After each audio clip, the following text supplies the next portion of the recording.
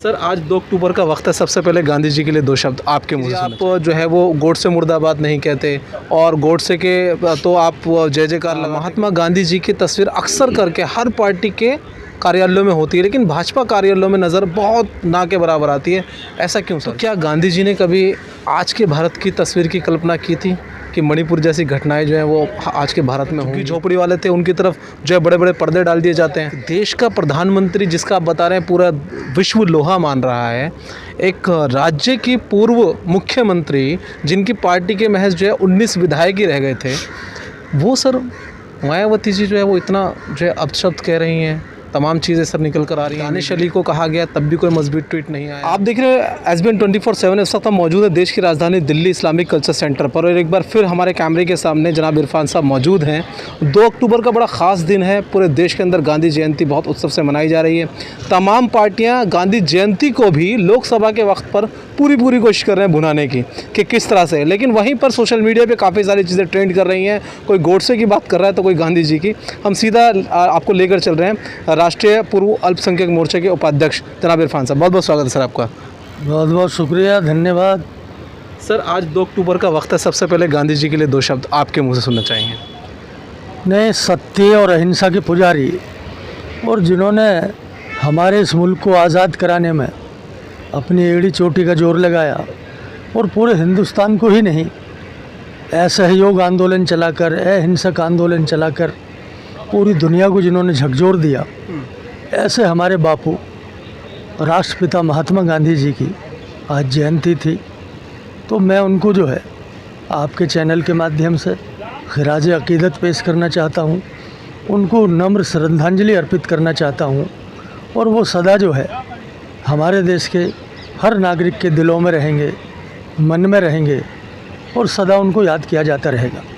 अच्छा सर, वहीं कहीं ना कहीं देखा जाता है कि बहुत बड़ी ट्रोल आर्मी जो है वो भाजपा को सपोर्ट करते हुए इसी परिप्रेक्ष्य में कहा जाता है कि विपक्ष को, जैसे भी कन्हैया लाल जी का एक इंटरव्यू देख रहे थे हम कुछ टाइम पहले, सोशल मीडिया पे ट्रेंड कर रहा था, उसमें एक डिबेट में वो कह रहे थे कि जी आप जो है वो गोडसे मुर्दाबाद नहीं कहते और गोडसे के तो आप जय जयकार लगाते, क्योंकि नहीं, कन्हैया जी जो है वो पूर्व जो है JNU के छात्र नेता रहे और अभी आजकल जो है वो कांग्रेस के नेता बने हैं, लेकिन वो सदा जो है सस्ती जो है लोकप्रियता हासिल करने के लिए और अपनी TRP को मेंटेन करने के लिए तो ऐसे सब उल जुलूल बातें करते रहते हैं। और उनके ही प्रदेश में, बिहार में, चंपारण में उन्होंने आंदोलन शुरू किया था। उस टाइम के बड़े बड़े बिहार के नेता जो है उसमें शामिल हुए थे।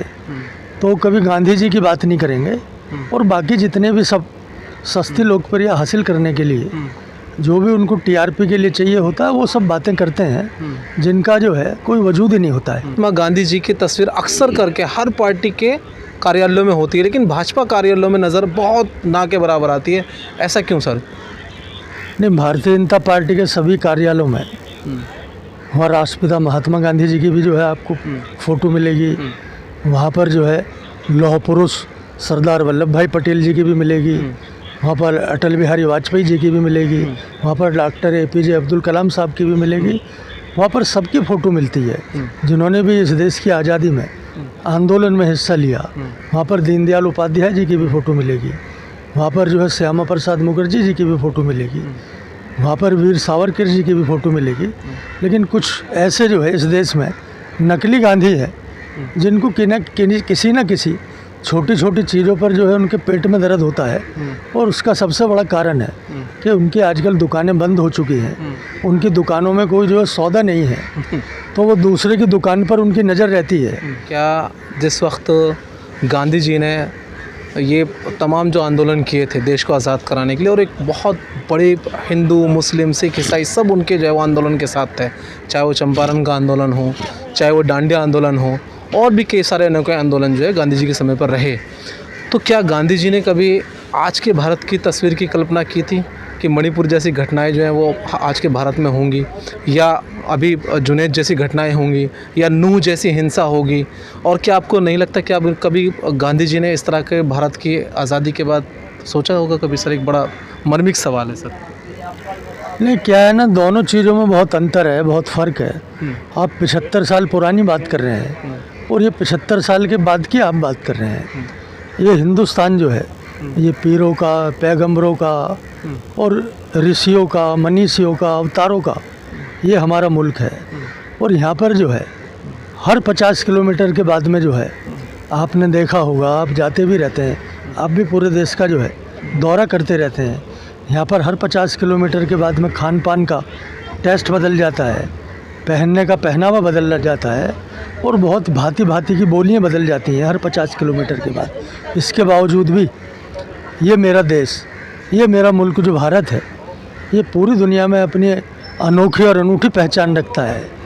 G20 के मुल्क के सब जो है आकर जो है अलग अलग जो है उन्होंने कार्यक्रम किए, सब जगह इवेंट में उन्होंने भाग लिया और वो जो है हमारे देश का लोहा मानते हैं। सर वो पूरी दुनिया ने देखा एक, लेकिन उसी में अगर आपने G20 की बात की है तो एक अहम सवाल ये भी होता है कि आपने मेहमानों को बनाने के लिए घर के परिवार के लोगों को उजाड़ दिया। सर ये भी एक बहुत बड़ा विपक्ष की तरफ से आरोप है। मेरिया इस तरह से नोटिस कुछ महीने पहले देके हटा दिया जाता है, जबकि वो सालों से बरसों से वहाँ पर बसे हुए थे। फिर उसके अलावा क्या उनको हक़ नहीं था, अगर झुग्गी झोपड़ी वाले थे उनकी तरफ जो है बड़े बड़े पर्दे डाल दिए जाते हैं कि वो मेहमान जो है देख ना सकें कि भारत की ये भी सच्चाई है। तो सर उसके पीछे क्या एक राज है, पता है सर? नहीं, एक्चुअल में आप जो है खुद एक हिंदुस्तान के बासिंदे हैं और हमारे यहाँ जो मेहमान नवाजी का जो एक कल्चर है, जो संस्कृति है और वसुधैव कुटुंबकम का जो हमारा एक संदेश है, अगर आपके घर में भी कोई मेहमान आएगा, अगर आपको ऐसा लगेगा कि ये चीज़ मुझे जो है ज़ेबा नहीं दे रही मेरे घर में, तो आप खुद उसको पर्दापोशी कर देते हैं। तो ऐसे ही हमारे यहाँ अगर कुछ मेहमान आए और अगर ऐसा जो है वहाँ पर कुछ ब्यूटिफिकेशन का उन्होंने काम किया, हमारी सरकार ने किया या दिल्ली सरकार ने किया, तो वो मैं उसको गलत नहीं मानता हूँ। लेकिन हमने एक भी ना झुग्गी हटाई, ना किसी झुग्गीवासी को हटाया। ये जितनी हमारी अपोजिशन की पार्टीज़ हैं, अगर वो उनको कुछ नहीं मिलता तो ऐसे प्रचार और प्रसार में, क्योंकि उनकी आदत है कि वो कभी भी वो कड़वा कड़वा थू करने के तो चक्कर में रहते हैं, लेकिन कभी कभी मीठे मीठे की वो हवा नहीं करते। ये हिंदुस्तान में इतना बड़ा इवेंट हुआ, इतने बड़े हमारे कल्चर के प्रोग्राम हुए, आपने देखा भारत मंडपम जो हमारा प्रगति मैदान में बना, जिसकी का पूरी दुनिया ने लोहा माना, इतना बड़ा हमने MP थिएटर वहाँ बनाया, 3-4 हज़ार आदमी के बैठने की जगह अवेलेबल की। तो उसका कारण क्या था? ये हमारे देश का जो है कल्चर है। लेकिन हमारे अपोजिशन के जितने भी पार्टी के या INDIA के जितने भी नेता हैं, उन्होंने उसकी कोई जो है प्रशंसा नहीं की, किसी को उन्होंने मुबारकबाद नहीं दी। वो बहुत बारीक बारीक चीज़ में जो है उसमें खामियां ढूंढते रहे। अगर आप 1000-2000 की कोई आपके यहाँ बेटी की शादी हो, आपके बेटे का कोई रिसेप्शन हो, और वहाँ पर अगर इतनी माइन्यूट सी चीज़ में आकर कोई मेहमान देखने लगे कि भाई आपने खाना बनाया है, यहाँ पर तो बराबर में धूल उड़ रही है, यहाँ पर तो ऐसा हो रहा है, लेकिन आप कम से कम जो है बाहर के मेहमान जब आए हुए हैं तो आप खुद उसमें आगे बढ़कर हिस्सा लीजिए, खुद उसमें अपना योगदान दीजिए। एक और अहम सवाल है सर कि अभी आप देख रहे हैं कि लगातार जो है मायावती जो पिछले 4 साल से 5 साल से लगातार एक गुमसुम राजनीति कर रही थी, या कोई उनका मजबूत ट्वीट नहीं आता था। दानिश अली को कहा गया तब भी कोई मजबूत ट्वीट नहीं आया, लेकिन उसके बावजूद परसों अचानक से वो मोदी जी के लिए तू तड़ाक पर भी उतर जाती हैं। एक देश का प्रधानमंत्री जिसका आप बता रहे हैं पूरा विश्व लोहा मान रहा है, एक राज्य की पूर्व मुख्यमंत्री जिनकी पार्टी के महज जो है 19 विधायक ही रह गए थे, वो सर मायावती जी जो है वो इतना जो है अपशब्द कह रही हैं, तमाम चीज़ें सर निकल कर आ रही हैं मीडिया में। तो सर ऐसी नौबत क्यों आ रही है? और एक बात और भी उन्होंने एक स्टैंड भी क्लियर करा कि हम भाजपा के साथ भी नहीं हैं लोकसभा में भी, यानी कि वो NDA में नहीं है, क्योंकि सर गठबंधन तो NDA का भी है ना सर, और वो 38 पार्टियों के साथ है, एक आध पार्टी के साथ नहीं है। नहीं, सबसे पहले तो जो है उनकी जो राजनीतिक सोच है उसकी मैं दाद देना चाहता हूँ कि उन्होंने जो अभी हम इतना बड़ा एक ख़वातीन का बिल पेश हुआ, महिला के आरक्षण का बिल पेश हुआ, और महिला ही राष्ट्रपति ने उसको जो है गजट नोटिफाइड करके एक लागू करने के लिए अपना कदम आगे बढ़ाया है। तो उन्होंने महिलाओं को जो है उसकी प्रशंसा नहीं की, उसका उन्होंने शुभकामनाएं नहीं दी, मायावती जी ने धन्यवाद नहीं दिया। और उनका आपकी नॉलेज में मैं डालना चाहता हूँ, उनके कोई 19 MLA नहीं है, उनका मात्र एक MLA है, वो भी बलिया उत्तर प्रदेश से जीता है। वो एक एमएलए की पार्टी की नेता है। नहीं सर, मैं पिछले 5 साल पुरानी बात कर रहा हूँ। तो मैं अभी लेटेस्ट आपको जानकारी दे रहा हूँ, अभी एक उनका एमएलए है और वो भी जो है स्वर्ण जाति के राजपूत बिरादरी के हैं। उनको उन्होंने टिकट दिया था, वो भी अपने बलबूते पर जीते हैं, लेकिन क्योंकि हाथी के चुनाव चिन्ह से लड़े वो, तो इसलिए वो बहुजन समाज पार्टी के माने जाते हैं। लेकिन वो अपनी ताकत के बल पर जीत कर जो है आए। और मायावती जी जो है, अगर ऐसा मैंने देखा नहीं है, सुना नहीं है, मैं ज़रूर उसको, अगर आपने बताया तो देखूंगा। अगर उन्होंने ऐसी कोई अपशब्द कहे हैं तो उन्हें अपने अपशब्दों पर माफ़ी मांगनी चाहिए। और कोई भी प्रधानमंत्री जो है किसी पार्टी का प्रधानमंत्री नहीं होता है, वो वज़ीर आज़म जो है वो पूरे मुल्क का होता है। बिल्कुल सर, जो पार्टी आपकी जो भाजपा पार्टी है सर, अक्सर वो मुसलमानों को एमएलए का टिकट देने के लिए तैयार नहीं है, अक्सर वो सांसद का लोकसभा का टिकट देने के लिए तैयार नहीं है। जनता पार्टी जो है ये सेकुलर पार्टी है और सभी हिंदू मुस्लिम सिख ईसाई जितनी भी यहाँ पर जो है 140 करोड़ आवाम की पार्टी है और सबको साथ लेकर चलती है। जो अभी आपने देखा होगा प्रोफेसर तारिक मंसूर कुरैशी साहब को भी भारतीय जनता पार्टी ने नेशनल वाइस प्रेसिडेंट बनाया, तो एक तो पसमानदा मुस्लिम समाज के हैं। अभी आपने देखा होगा पिछले साल हैदराबाद की राष्ट्रीय कार्य समिति में जब उन्होंने पसमानदा मुस्लिम समाज के उत्थान की बात की थी, उनके अपलिफ्टमेंट की बात की थी, तो उसके बाद में लगातार जो है जितने भी भारतीय जनता पार्टी के नेतृत्व के डिसीजन आ रहे हैं तो पसमानदा मुस्लिम समाज को आगे रखते हुए उनको नेतृत्व दे रही है। हमारे उत्तर प्रदेश में जो मिनिस्टर हैं दानिश आज़ाद अंसारी साहब, उनको उन्होंने मिनिस्टर बनाया। हमारे Bharatiya Janata Party national vice president Tariq Mansoor को बनाया।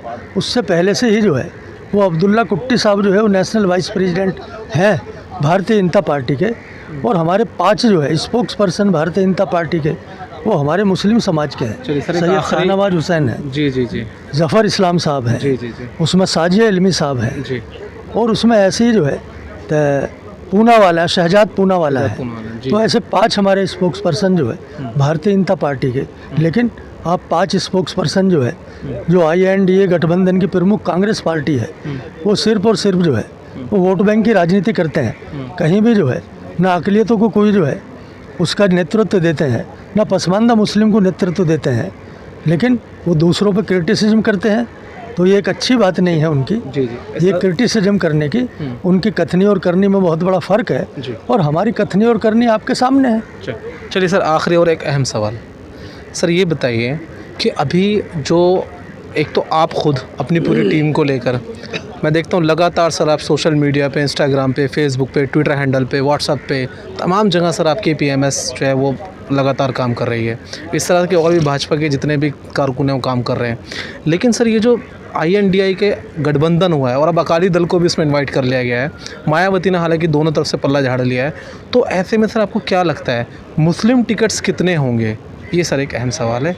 क्या मुस्लिम टिकट्स मिलेंगे लोकसभा में मुसलमानों को? क्या इज्जत देगी भाजपा, या सिर्फ एक स्टंट खेला गया है उपाध्यक्ष बनाकर?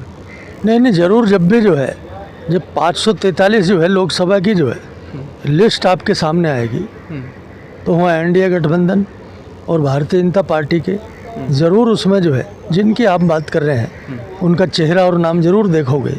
लेकिन मैं पसमानदा मुस्लिम समाज उत्थान समिति संघ रजिस्टर्ड की आपको बात बताना चाहता हूँ। ये पिछले 2 साल में जो कारवां है ये हिंदुस्तान के कोने कोने में जो है हमारे उसका जो है संस्था का पहुँचा है और बहुत ही मतलब जो माइन्यूट तरीके से ज़िला लेवल पर जो हमारा पसमानदा मुस्लिम समाज था, अक़लियत समाज था, अल्पसंख्यक समाज था, उनके लिए जो पिछले 65 साल से जिस तरीके से उनके साथ छल और कपट की राजनीति हो रही थी, उनको इग्नोर करने की राजनीति हो रही थी, जब से हमारे बहुत ही लोकप्रिय प्रधानमंत्री नरेंद्र मोदी जी ने हैदराबाद की कार्यकारिणी में वो क्वेश्चन उठाया था और भारतीय जनता पार्टी की राष्ट्रीय कार्य समिति में वो एक लाइन का प्रस्ताव आया था, तब से हर पार्टी जो है उनके सबके पेटों में दर्द हो गया है और वो नेतृत्व देने की तरफ अब उनका पूरी तरीके से सोच और विचार उन्होंने करना शुरू कर दिया है कि वो उसी डगर पर चल रहे हैं। इसलिए आने वाले जो है 2024 के लोकसभा चुनाव में 350 से 60 ज़्यादा सीट जीतकर इस देश के तीसरी बार जो है वज़ीर आज़म नरेंद्र मोदी जी बनने वाले हैं, बिल्कुल तय है। प्रधानमंत्री बनने वाले हैं। जी। ये मेरी बात आज नोट कर लीजिए, क्योंकि आप बहुत ही जागरूक पत्रकार हैं और आप जिस चैनल को चलाते हैं वो पल्स को भी अच्छी तरीके से देश की जानता और मानता है। चलिए बहुत बहुत धन्यवाद। देखिए हमने लगातार कभी भी जो है डायरेक्ट जो है बहुत सारे तो आपके कमेंट्स के जवाब हमने इरफान साहब से लिए हैं और उन्होंने बड़ी बेबाकी से हमारे तमाम सवालों का जवाब दिया है। अब देखने वाली बात ये होगी कि अहम चीज़ पर नज़र बनाए रखेंगे हम तमाम पाँचों विधानसभा इलेक्शन पर, पाँचों राज्यों पर, कि कितने मुस्लिम टिकट होते हैं भाजपा की तरफ से। क्या मुसलमानों को वाकई इज़्ज़त दी जाती है, एक मास्टर कार्ड खेला जाता है। अब बने रहिए SBN 24/7 के साथ।